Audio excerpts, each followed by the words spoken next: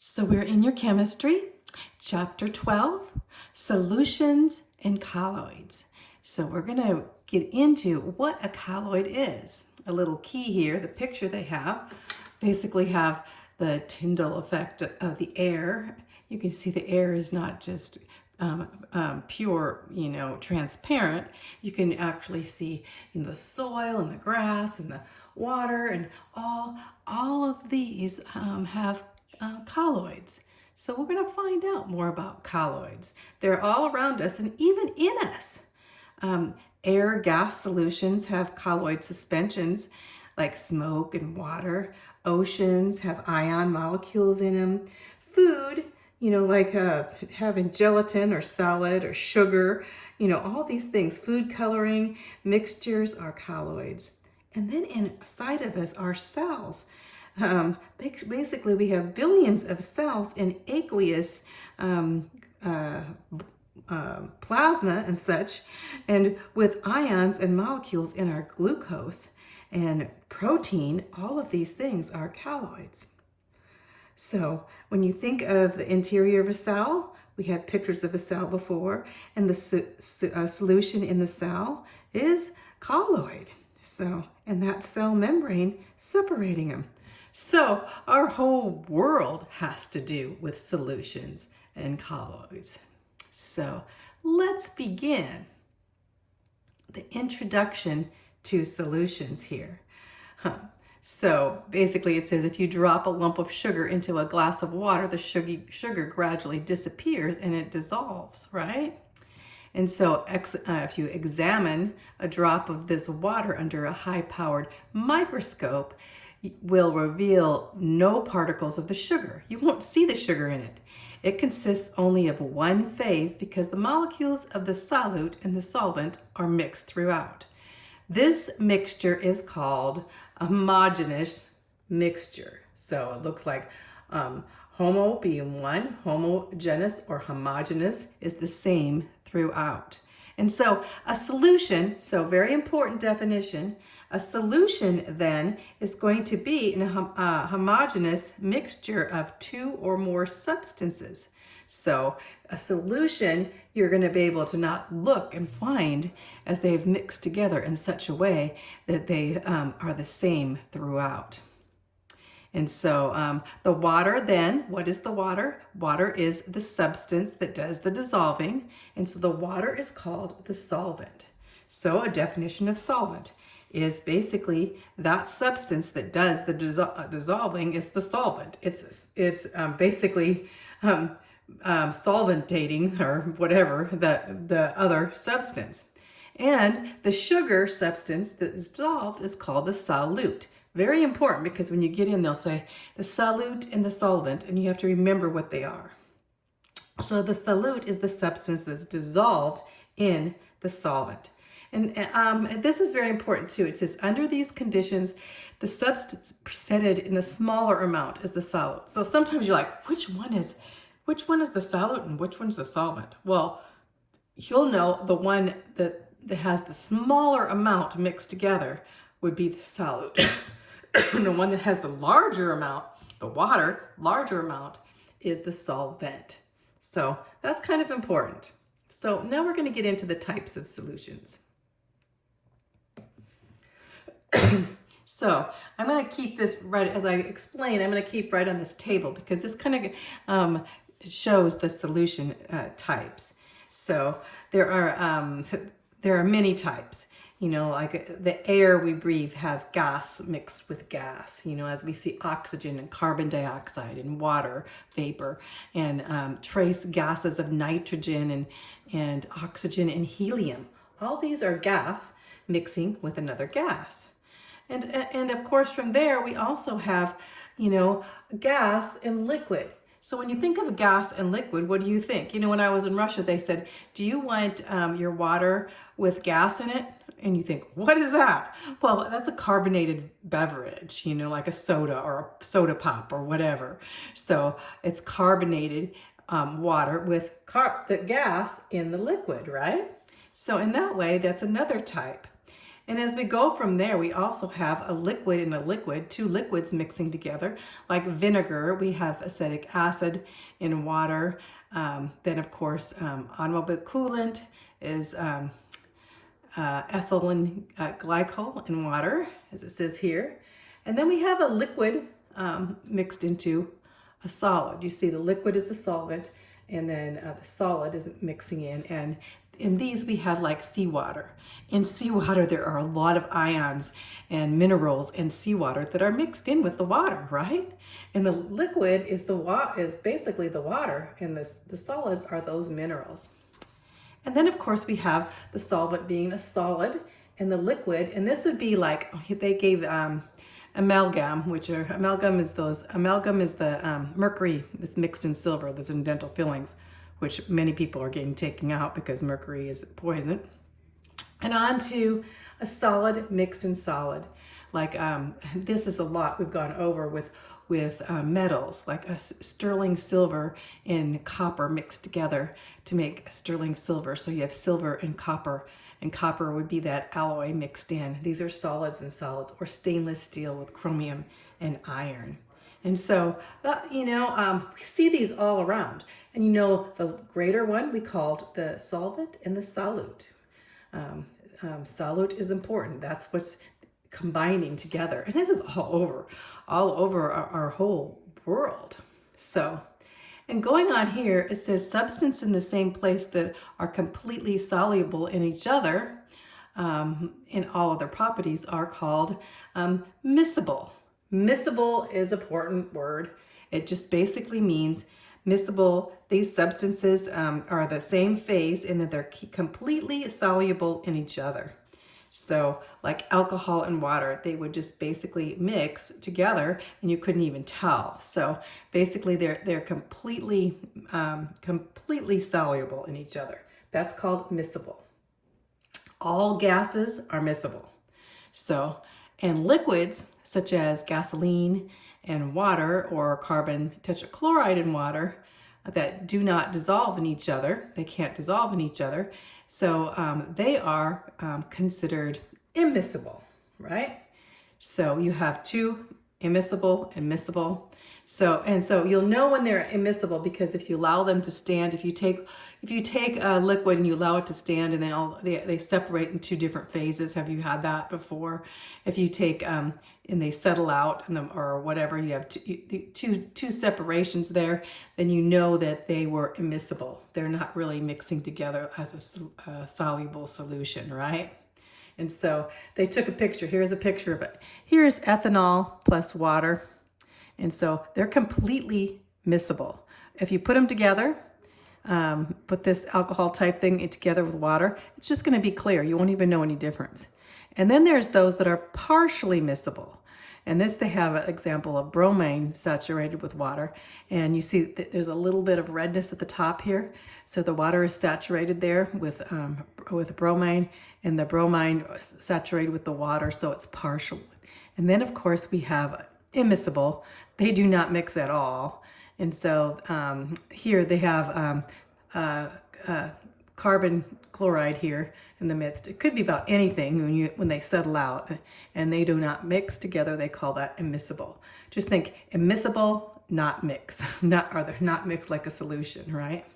It's a good way to remember it, but that's a picture of it. And now we're going to talk about the solution process here. The solution process, if you take and dissolve salt in water, which is sodium chloride, we know that in water, basically it demonstrates the solution process. Water is, this is a picture of it, the sodium chloride in water. Water is very polar. What does it mean? Here's the little sign for polar here. It means it has a little charge on it. If you take a water molecule and just the way it is in these little pictures of water molecules, they're polar. One side is a little bit charged, and that's why you call. And these partial charges in the water tend to attract ions and other polar. They kind of attract because they have a charge, like a positive and negative charge on there. One side's positive, one side's negative on these little polar, and that's all of water. But sodium chloride is composed of chloride ions and sodium ions. So basically, here we have a sodium chloride crystal that's held together by ions. Of course, sodium, we'll take the sodium, the green, I'm not which one, I think it's the green. Yeah, the green would be the sodium. It's held together by these chlorine, and that's why they turn into this big salt crystal that you have. But as the water comes, as you mix the salt with water, what happens is that these water is polar. It's going to be drawing out the salt, because basically the ions will start separating, and salt, being positive, which will draw out to the positive end, and the chlorine would will draw out, and so it break down the salt.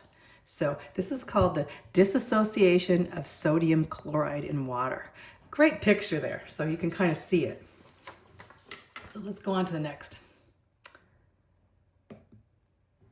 So here's another picture of the solvation of sugar. Now we're going to talk about a different thing, sugar, which came like in a little crystal type thing too.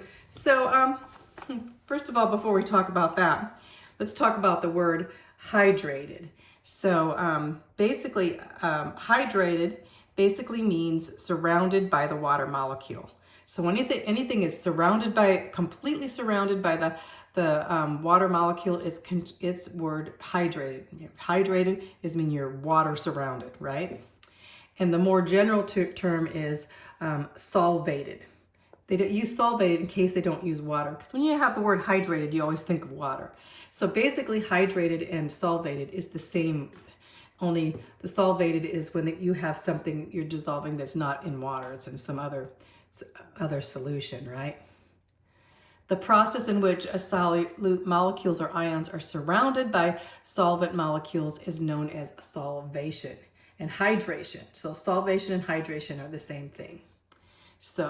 But the separation of ions from each other that occurs when they're solvated is called dissociation. These ions dissociate from one another. So we got that in that example of salt, right? Is that basically the ions dissociate and they become sodium by itself and chlorine by itself, following the polar little water ions. So dissociation is another one with ionization. Ionization means turn to ions. Dissociation means the same thing, in that situation with ion. So if you're looking at ions, you're going to call it ionization. And dissociation just means to separate. So they have to be ions, but ionization is dissociation. So let me see what Okay. So let's talk about they're talking about the sugar crystal. Let's go back up and look. We're going to go up here and look at the sugar molecules here. Sugar is not ionic. It has, the formula of sugar doesn't break up into ions. So no molecules are separated and hydrated in that point, like in salt. But the hydrogen bands are formed between water and the negative OH groups of sucrose in some way, where the sugar becomes hydrated and separates from the crystal, even though it's not an ionic separation. So see how this is? Basically in this, you have them basically coming apart, but they're not coming apart in ions, but they're coming apart in whole molecules. So let's say granulated sugar dissolve. This goes on to, before we go into further, we're going to talk about factors affecting the solution rate. So if you want something to dissolve, now these ions, these are not ions, but these are full-on molecules breaking up of the sugar. And what will make them break up faster? So even with ions, but what would make them break up faster? There's 3 things actually. One thing is you're probably used to when you have put a sugar cube into your coffee or put a sugar cube into your water, you start stirring it. And the more you stir, the more solute particles will come in contact with the solvent. So it gives it more of these molecules coming in contact, and this moves them quicker.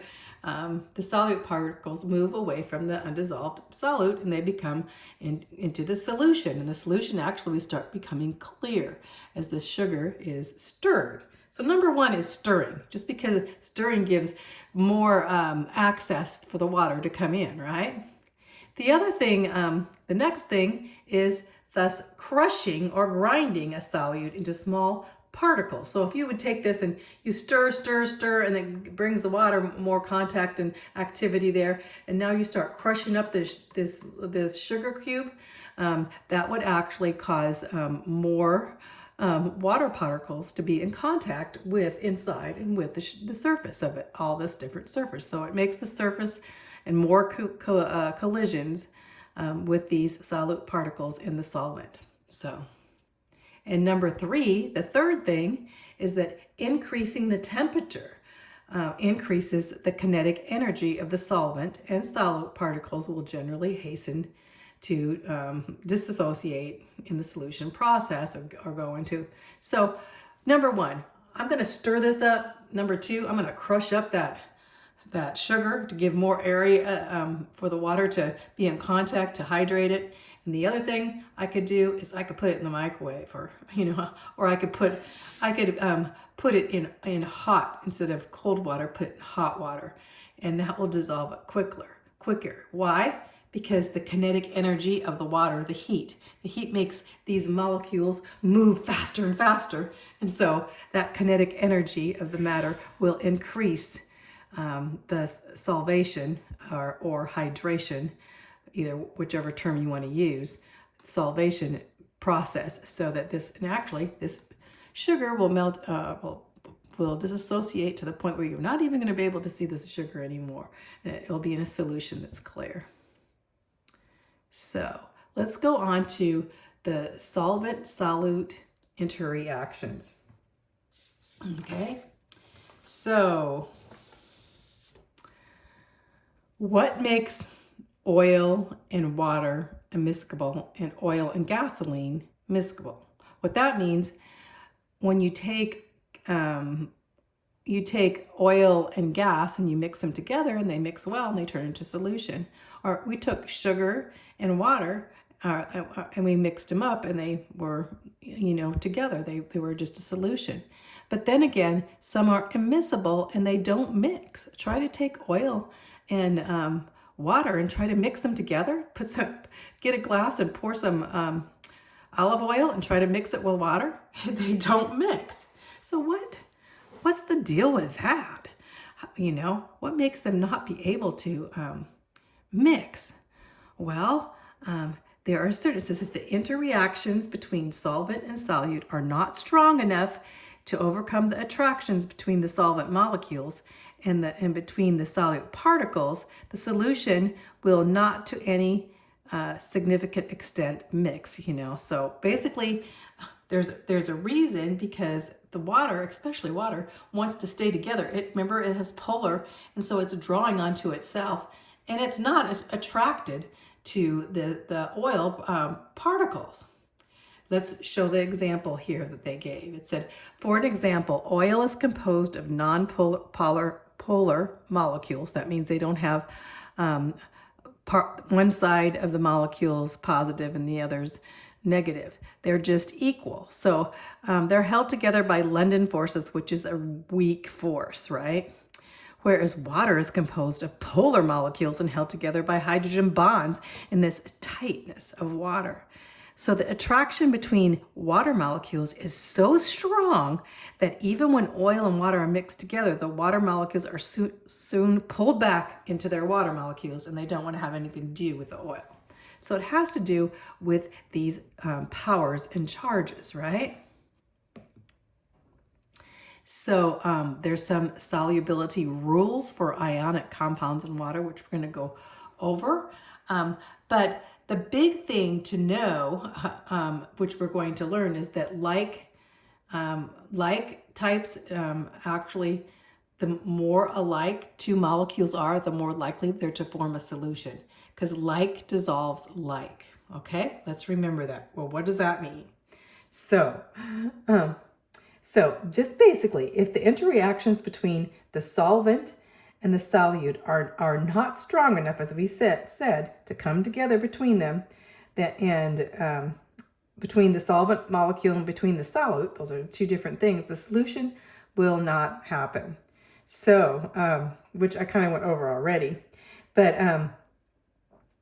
so if you would take the solution with sodium chloride, so sodium chloride, will be definitely dissolved in water, because sodium chloride being very ionic. And so we kind of went over that. And so let me go up here, this first part, read this first part where it says, so in contrast, since gasoline and oil are both composed of nonpolar molecules, both of them, and they just have really weak forces called London forces that exist between them. And so that neither one tends to attract the other type, oil or gasoline, but the solution occurs because the solute and the solvent molecules mix randomly, and this entropy increases, so they're just going to randomly mix, right? But if the solutes in liquid solvents behave similarly, the sodium chloride will not dissolve because benzene is nonpolar and does not attract the ions. So the paraffin wax, however, is composed of nonpolar molecules and would dissolve in benzene, resulting in a random distribution of wax molecules. So all of this to say, from all these examples and intermolecular forces, this is all about intermolecular forces being able to dissolve them, right? There are simple rule of thumb. The more alike two molecules are, the more likely they will form a solution. This general rule of thumb is usually stated: like dissolves like. Let's remember that. Very important. Like dissolves like. If they're alike, if they're both polar, they will dissolve each other. And if they're both nonpolar, they will dissolve each other. But polar and nonpolar do not like to dissolve each other. So, and some ionic compounds, such as barium sulfite, so this is always a rule of thumb, but we take this for most, right? Of course, there are some exceptions. So, and let's go to the solubility. These rules should be taken as guidelines only, since there are exceptions. However, they do serve as aids, and you should become familiar with them. It should also be noted here that the term soluble is somewhat arbitrary. As a guideline, the substance with solubility greater than 1 gram are considered soluble, and those that are between 0.1 gram and 1 gram per 100 are slightly soluble, and then those that are less than 0.1 gram. So that's what they're saying here. So let's kind of go over these. This is the last that we're going to go over, actually. So in this video. So table 12.2, solubility rules for ionic. When you think of ionic, what do you think of? Ionic compounds like sodium chloride, which hold together in this crystalline state, right? So it says, all common sodium, potassium, and ammonium compounds are soluble in water. We're talking about we're going to have the solvent being water. It could be something else, but it's water. So all of these, if you have sodium, potassium, ammonia, they're all going to dissolve in water. It says all common nitrates and acetates and chlorates are also soluble in water.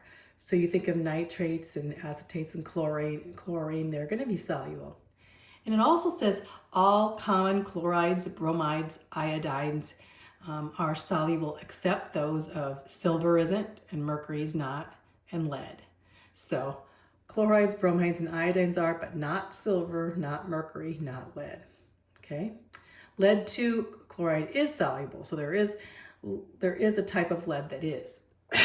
Number 4, all common sulfates are soluble except those of calcium, strontium, barium, and lead. So there we have most sulfates, but we have a big list here of them that are not. And so all common carbonates, phosphates, oxides, and silicates are insoluble. except those from group 1 and ammonia. So carbonates, phosphates, oxides are insoluble. So you can kind of use this. I mean, it's hard to remember this, but it's just, this is what a good rule of thumb for water. Number 6, all common sulfates are insoluble, except those from groups 1 and 2 and ammonia. Number 7, all common hydroxides are insoluble, except those of group 1 and barium and strontium. So basically, this table is just saying, if you have some chemicals, let's look it up and see if it's going to be soluble in water, right? So you'll just know when we get down here to really remember, because a lot of things are soluble, to remember those that aren't, like carbonates, phosphates, and oxides are insoluble. So these all seem to be soluble up to this point, and then sulfides are all commons are insoluble. So when you have sulfur and this and oxides and phosphates and silicates, they're going to be not. Good way. And then all common hydroxides are insoluble. And so just to know, when you have hydroxides, they're going to be insoluble. So I don't know if you can remember this, but if you have a question like that, just remember there's a table here that talks about what things will be soluble and dissolve in water and what things will not. Those are our solubility rules. So I'm going to go over just a couple of the questions here, not all of them. So it says, number 1, what is meant by each of the following terms?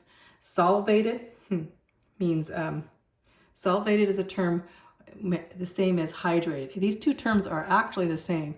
It means hydrated, meaning they're fully hydrated. The water has actually dissolved it and it's become hydrated, right? And so we also know that solvated is if it didn't have water. So instead of water, it's solvated in another solution. That's the difference between those two. So differentiate between dissociation and ionization. Dissociation is when ions or molecules, either one, they don't have to be ions, are dissociated. They break apart, right? That's dissociation. Ionization is the dissociation of ions. So it only pertains to ions. And dissociation can pertain to sugar or whatever. It doesn't have to be an ion. Ions with, like sodium chloride, is the sodium is a positive ion and the chloride, and they break up from the crystal. And as for the dissociation of sugar, it's the whole molecule. So I hope you get that. Number 3, list 3 things that could be done to hasten the rate of solution. Okay, we know that. We can mix them up, stir them up, grind them up, and heat them up. That's it. Those 3 things, okay?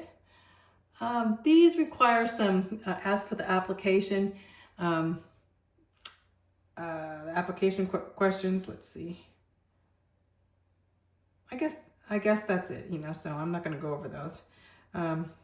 Although it says, in each of the following solutions indicate the substance is a solute and what is the solvent. Let's just go over those really quick because this will be kind of fun to do.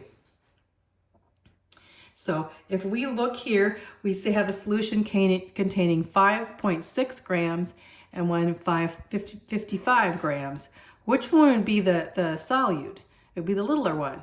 So the potassium bromide right here, this 5.6 would be the solute, and this would be the solvent. The next one's the same way. If we have 3.9 grams of paraffin wax and 100 grams, 100 grams is bigger than 3 grams. So this is going to be the solvent, the bigger number, and this is going to be the solute. The same with the next one. 25 grams of methanol and 15 grams of water. Which one is bigger? Well, you think would the solvent would be water, but no, the methanol is more. So methanol would be the solvent and water would be the solute. It's always the smaller one that's the solute, right? The same with number D. A solution containing 50 grams of silver and 13 grams. Which one? The solute is always the smaller, would be 13 grams, would be the mercury. And then the solution solvent that you're dissolving it in would be the silver. See how easy that is? Okay. Describe the behavior of the following pairs of substance. Well, basically, you're just talking about it being, it's shaken to give this milky mixture and separates into clear liquid with white sediment. You say, okay, if something is not mixing together, it's going to be immiscible, right?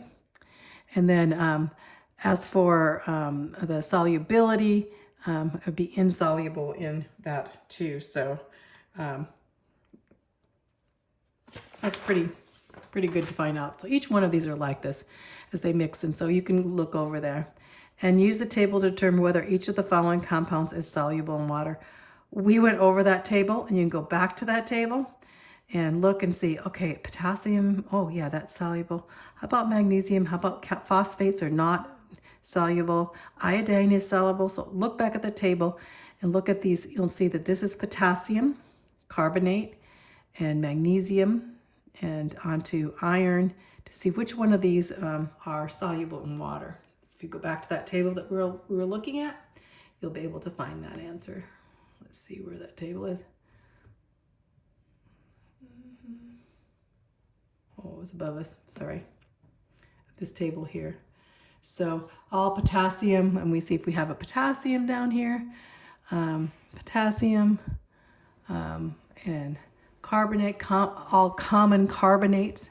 So, and phosphates and oxides are insoluble. So if we have carbonate, so actually this is a carbonate, so it would be insoluble even though it's potassium. And this is OH, which we'll look up here. The groups of hydroxides are insoluble. So that's the way you look. You try to look and see what they are. Which one do they match up here to? So that's all we're going to do for this lesson.